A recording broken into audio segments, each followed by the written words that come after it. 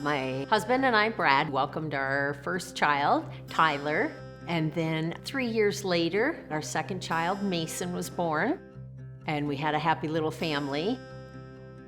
Very suddenly, we found out that our son, Tyler, was diagnosed with Duchenne muscular dystrophy, so we knew from early on that he would have a shortened life.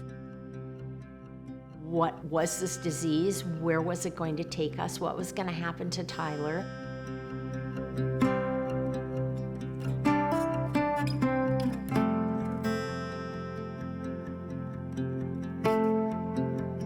Tyler was diagnosed when he was 2.5 years old.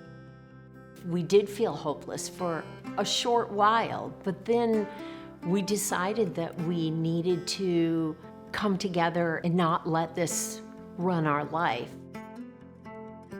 Tyler eventually had to be in a wheelchair, and so our lives changed constantly on trying to care for him. We were involved in every telethon, every what they call the muscle walk. We gathered the largest team. We raised the most money. We did everything we could to help in the fight to save Tyler's life. As the kids got older, we thought things were going along fine, and Tyler started to become sicker and wind up in the hospital more often. I think that's the hardest, is when your child is hurting. So that probably broke our hearts the most. And he passed away in July of 2018. It was an extremely difficult time for our family. Tyler had, suffered in his life, and we were at peace knowing that he was whole again. So that's what brought us through that time. Throughout the last 2 years of Tyler's life, I had been diagnosed with breast cancer, and it had reoccurred, so it was a second diagnosis, so there was a lot of time of going through chemotherapy. Chose to have a double mastectomy so that I wouldn't have to face this again. So we finally thought we were in the clear and we were moving forward, and a third diagnosis of breast cancer came. This would be my third time going through chemotherapy, and this would also include radiation that I had never been through before. So there were a lot of factors that were very scary. We got through all of that and thought that we had reached the top of the mountain and had peaked and we were good to go.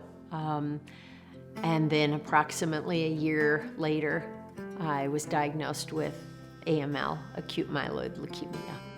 So this started an entire year of literally trying to save my life. It's in Lord's hands now. Love you. So leukemia probably brought the darkest of the days because I was so ill. Chemotherapy, through all the breast cancer, radiation, they were tough, they were kind of scary. It was nothing compared to leukemia. Tomorrow, day 1, the stem cells are going to be collected from my stem cell donor, and that's very exciting, and I'm going to be in prayer about that tomorrow for the young man who is doing the donating. And I'm still amazed that people are donors to complete strangers and willing to go through what it takes to save someone else's life. At first you're like, are you kidding me? Can we take on something else? You even get into the why us, why me. You can't stay there very long. I think we're used to celebrating the great joys, the birthdays, the anniversaries, the great joys of life, but when you're reduced to being able to do so little, you have to find the joy in the everyday. There is beauty even in loss.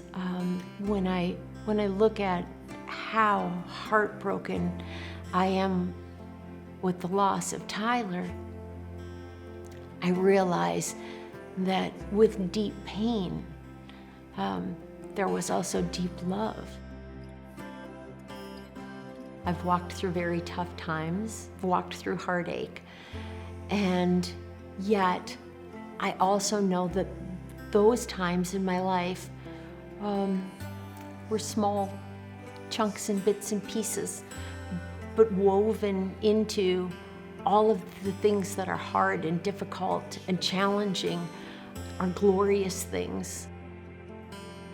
The Lord did not promise that He would take us out of it, but He will take us through it. And I'm definitely living proof that He walks by our side and He guides us and He brings us through it. And there's nothing else that I could be more thankful for.